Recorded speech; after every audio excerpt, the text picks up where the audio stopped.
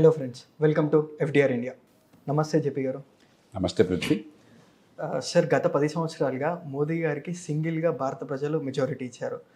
But ఇప్పుడు చూస్తే ఆయన కోalition పార్ట్నర్స్ మీద డిపెండ్ అవ్వాల్సిన పరిస్థితి. ఇప్పుడు కొందరి కన్సర్న్ ఏంటంటే Modi style of governance change అవుద్ది అంటున్నారు. మీరేమంటారు?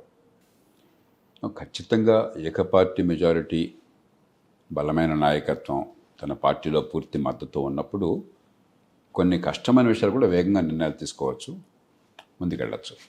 మరి వేరే పార్టీలు కూడా ఉన్నప్పుడు కొన్ని చోట్ల గతంలో ఉన్నటువంటి ఓట్ల శాతం తగ్గి సీట్లు తగ్గినప్పుడు ఓ పక్కన మనం చేసే చర్యల ప్రభావం ఓట్ల మీద ఎలా ఉంటుంది అన్నది ఆయన మనసులో పేర్కొంటుంది.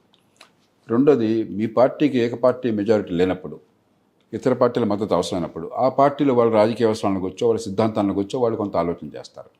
మరి వాళ్ళని కలుపుకోవటం అట్లా ఈ రెండు ఖచ్చితంగా కొంత ప్రభావం చూపడతాయి. కాబట్టి సంకీర్ణ ప్రభుత్వానికి ఏకపార్టీ ప్రభుత్వానికి మధ్య కొంత తేడా ఉన్నది.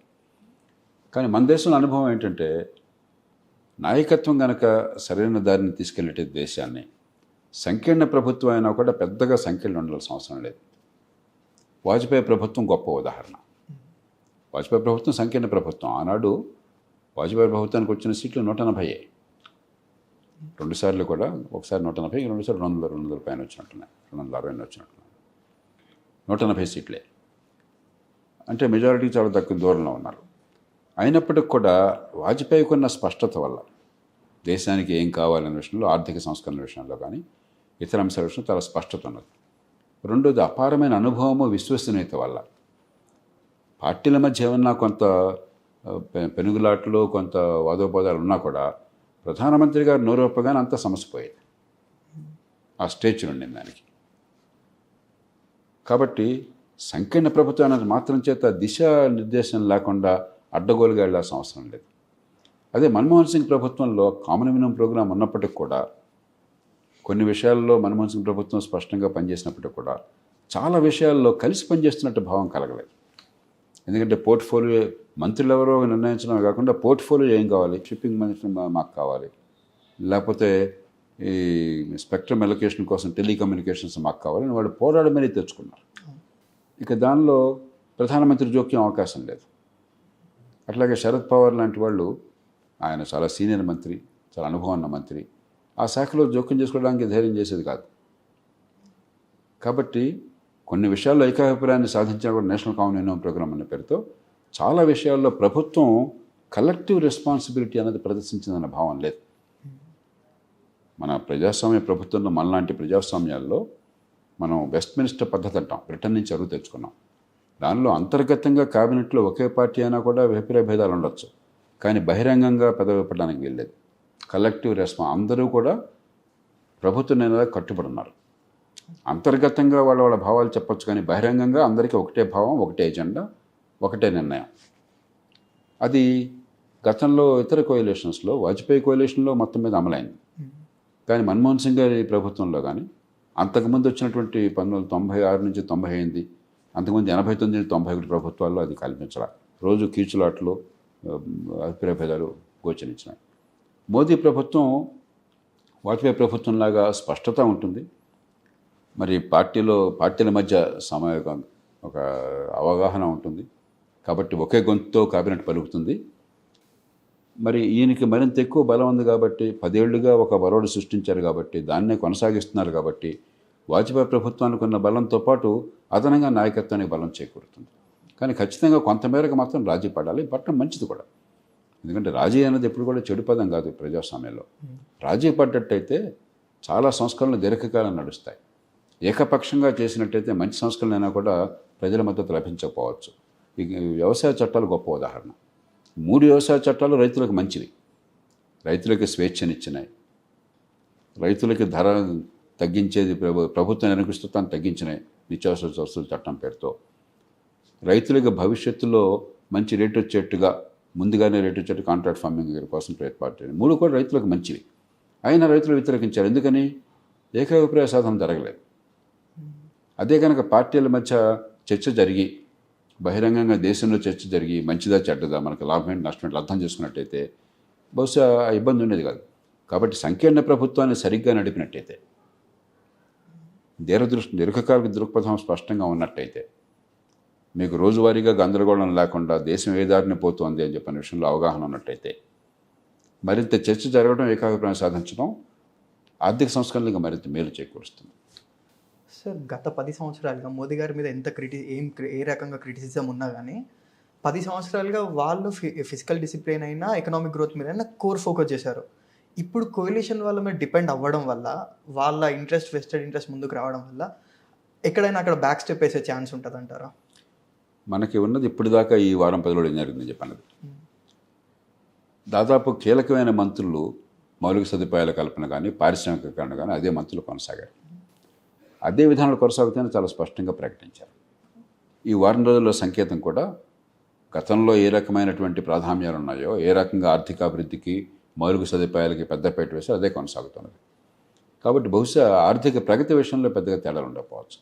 కానీ ఎక్కడ తేడా ఉంటుందంటే, కొన్ని రాష్ట్రాలు వాళ్ళకి జాతీయ స్థాయిలో కొన్ని పార్టీలకి, ప్రాంతీయ పార్టీలకి జాతీయ స్థాయిలో పలుకుబడి పెరిగింది కాబట్టి మా రాష్ట్రానికి ప్రత్యేకంగా అదనపు సాయం కావాలి, లేకపోతే అదనంగా ఖర్చు పెట్టాలి, అదనంగా జాతీయ స్థాయి నిధులు అందాలని చెప్పి గట్టిగా డిమాండ్ వెళ్తుండొచ్చు.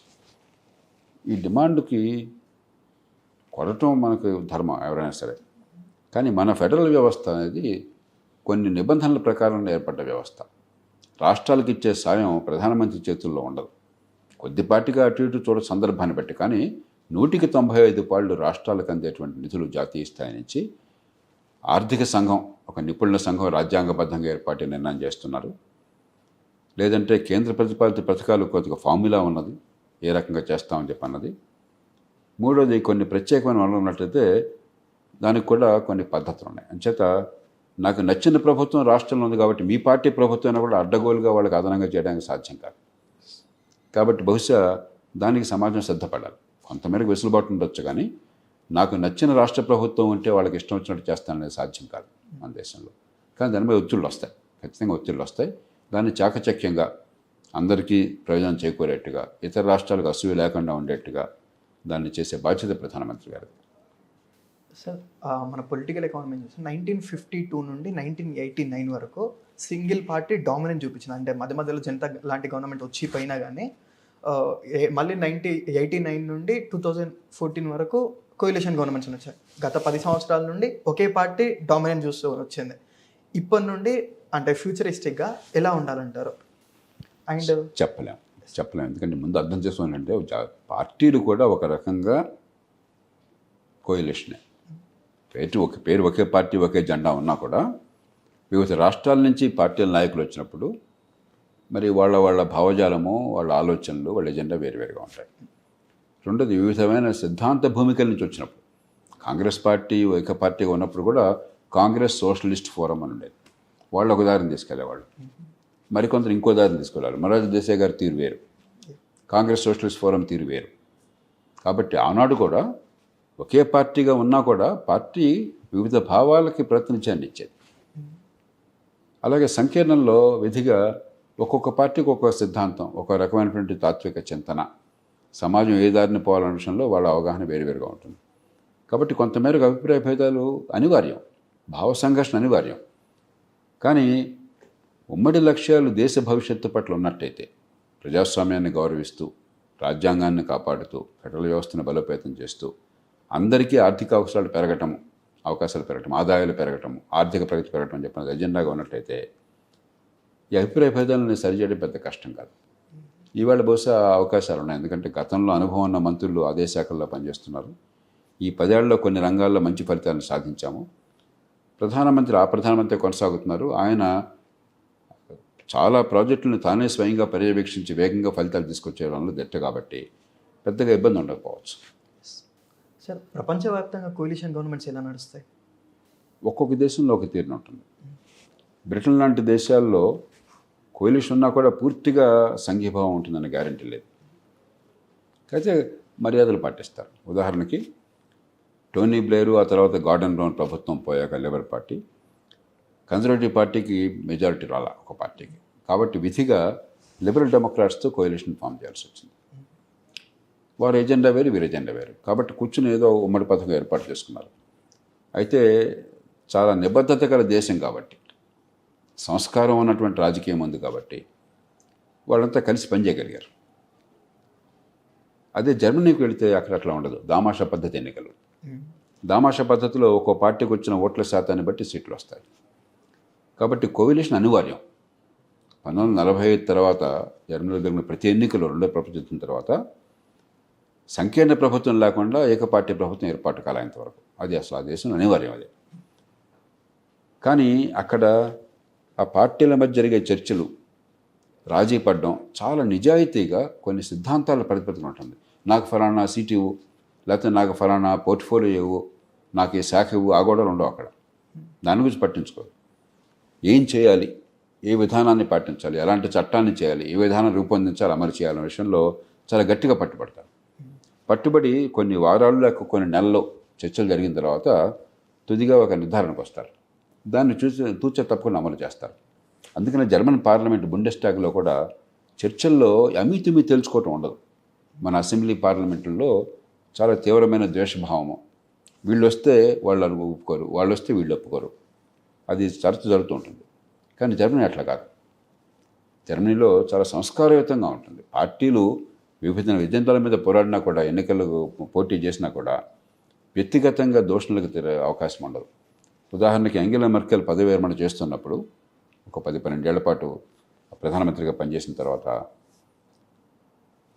ఆ తర్వాత అధికారంలోకి వచ్చిన వేరే పార్టీ ప్రతిపక్ష పార్టీ, అప్పటి ప్రతిపక్ష పార్టీ ఇప్పుడు అధికారంలో ఉన్న పార్టీ, జార్జ్ షుల్జ్ అనుకుంటాను, ఆయన ప్రధానమంత్రి స్థానంలో ఉన్నాడు. ఛాన్సలర్ అంటారు అక్కడ, ప్రధానమంత్రి స్థానంలో ఉన్నాడు. ఆయన వెళ్ళిపోతున్న ప్రధానమంత్రిని చాలా ఆకాశానికి ఎత్తి పొగిడాడు. ఆయన వేరే పార్టీకి చెందిన నాయకురాలు ఆవిడ, ఆకాశానికి ఎత్తి పొగిడాడు. అట్లాగే ఆయన మీ మార్గాన్ని మేము అనుసరిస్తాం, మీరు ఇప్పటిదాకా చేసిన మంచిని కొనసాగిస్తామని పబ్లిక్గా చెప్పాడు. మన దేశంలో నరేంద్ర మోదీ గారు ప్రభుత్వం ఏర్పాటు చేస్తే మూడోసారి కనీసం కాంగ్రెస్ పార్టీ నాయకులు ఒక మల్లికార్జున ఖర్గే గారు తప్ప ఒక్కళ్ళు కూడా దానిలో హాజరు కాల. అంటే ఇంటి మీద కాక ఆ ఇంటి మీద వాడకూడదనే సమస్య. మనకు అట్లా ఆ దేశాలు అట్లా కాదు, జర్మనీ లాంటి దేశాల్లో. మనం ఈ కోయలేషన్ పాలిటిక్స్లో కాలక్రమేణా జర్మనీలాగా ఉండాలి.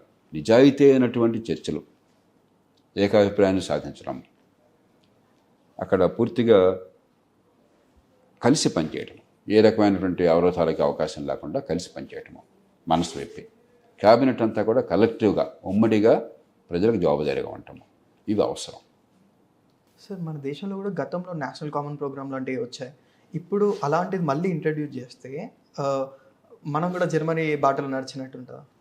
కాంగ్రెస్ పార్టీ ఆ ప్రయోగం చేసింది, నేషనల్ కామన్ ప్రోగ్రామ్ అని చెప్పాను. కానీ బీజేపీ ఆ రకంగా చేస్తున్నదో మనం వేచి చూడాలి.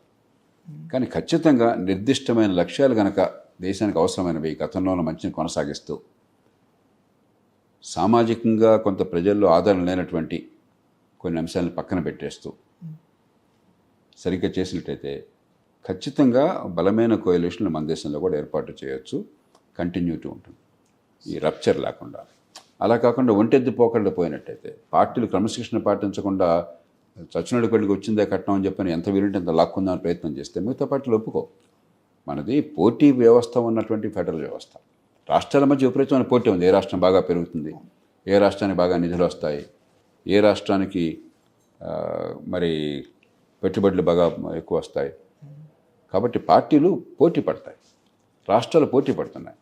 పోటీ పడుతున్న సమాఖ్య వ్యవస్థలో మీరు పక్షపాతాన్ని ఎక్కువగా చూపెట్టలేరు. అందరూ కూడా పోటీకి సిద్ధం కావాలి. ఒక రాష్ట్రానికి ఎక్కువ చేస్తే అతిగాను మిగతా వాళ్ళంతా ఎదురు తిరుగుతారు. దేశం ఐక్యతను కాపాడలేము, ప్రభుత్వం మనకు కూడా కష్టమవుతుంది. అంచేత రెండు పక్కల సంయమనం కావాలి, ముందు చూపు కావాలి, ఆర్థిక ప్రగతి, దాంతోపాటు ఇంక్లూజివ్ ఆర్థిక ప్రగతి, అన్ని వర్గాలని దానిలో ఆర్థిక ప్రగతిలో భాగస్వామ్యాన్ని చేయడం, అది వాళ్ళ పెద్ద ఛాలెంజ్. అది రాకపోతే అభివృద్ధి ఫలితాలు కేవలం కొంతమందికి అందుతున్నాయి. చదువు ఉన్న వాళ్ళకి, కాస్త డబ్బు ఉన్న వాళ్ళకి, పరపతి ఉన్న వాళ్ళకి, మిగతా వాళ్ళకి అందట్లా. మరి మిగతా సామాన్య ప్రజలు మౌనంగా కూర్చోలేరు కాలం. విధిగా మరి అందరికీ అవకాశాలు రావాలి. ఇంక్లూజివ్ ఎకనామిక్ గ్రోత్ కావాలంటే మంచి ప్రమాణాల విద్య, మంచి ఆరోగ్యము, పెట్టుబడుల ప్రోత్సాహము, చిన్న చిన్న పట్టణాలు వచ్చి అందరూ మహానగరాలు వలసిపోయే అవసరం లేకుండా చేయటము, ఇవి కనుక అర్థం చేసుకుని దాని చుట్టూ తిప్పినట్టు చర్చని, చేతల్ని, అప్పుడు దేశ భవిష్యత్తు బాగుంటుంది. అలా కాకుండా గుడ్డెద్దు చేలో పడ్డట్టు కేవలం దీన్ని ఫ్రీబీలు లేకపోతే మరొకటి అన్న అంశంగా చూసి ఏకాభిప్రాయ సాధన లేకుండా ఉన్నట్టయితే, తాత్కాలికమైన తాయిల మీద దృష్టి పెట్టినట్టయితే దేశం చాలా నష్టపోతుంది. సార్ గత 10 సంవత్సరాలుగా అంటే మోదీ గారికి సింగిల్ మెజారిటీ వచ్చింది. అపోజిషన్‌కి ప్రజల సైడ్ నుండి ఓట్లు పడలేదు. బట్ ఇప్పుడు చూస్తే అపోజిషన్ కూడా చాలా కీ రోల్ ఉంది ప్లే చేయాల్సింది. బికాస్ లిటరల్లీ 32 సీట్స్ ఏమో వచ్చాయి. They are like alternative government. వాళ్ళు ఎలాంటి రోల్ ప్లే చేయాలి? మీరన్నది సరైన మాట పృథ్వీ. ప్రతిపక్షము అంటే రాజ్యాంగ వ్యతిరేక పక్షం. ప్రధానమంత్రి గారు మాట అన్నారు. ప్రతిపక్షము అంటే దేశ వ్యతిరేక పక్షం కాదు. ప్రతిపక్షం అంటే రాజ్యాంగ వ్యతిరేకం కాదు. ప్రతిపక్షం బలంగా ఉండాలి, స్పష్టంగా భావన వ్యక్తం చేయాలి, ప్రజల్లో ఏకాభిప్రాయాన్ని సాధించాలి. కానీ మన దేశంలో ప్రతిపక్షాలు అని చెప్పంటే శత్రుపక్షాలు, రెండు పక్షాలు ఉంటాయి. ఈ ఇంటి మీద కాక ఆ ఇంటి మీద వాళ్ళు కాదు. ఉదాహరణకి మోదీ ప్రభుత్వం మళ్ళీ మూడోసారి నిన్న ప్రమాణ స్వీకారం చేస్తే కనీసం ప్రతిపక్షాల ఎన్నికైన వాళ్ళు ఆ సమావేశంలో పాల్గొనాలి. మల్లికార్జున ఖర్గే గారు తప్ప ఇంకెవరి సమావేశంలో కూడా పాల్గొనాలి. ఇది చాలా దురదృష్టకరం. ప్రజాస్వామ్యంలో ఎన్నికల్లో ఎవరు నెగ్గినా కూడా ఇది ప్రజల విజయం. ప్రజలు కోరుకున్న వాళ్ళు ప్రజల విజయాన్ని సాధించారు. ఆ పదవిలో కూర్చున్నప్పుడు మందిహితం కోసం పాటుపడతారు. ఆ విషయం మర్చిపోయి కనీసం ప్రమాణ స్వీకారానికి కూడా వెళ్ళమని చెప్పన్నట్లయితే, పార్టీల మధ్య పచ్చగడ్డేస్తే భగ్గుమన్నట్టయితే దేశ ప్రజాస్వామ్యానికి, దేశానికి చాలా అన్యాయం చేస్తుంది. ప్రజాహితాన్ని దెబ్బతీసిన వాడవుతాం. Thank you sir. Thank you friends.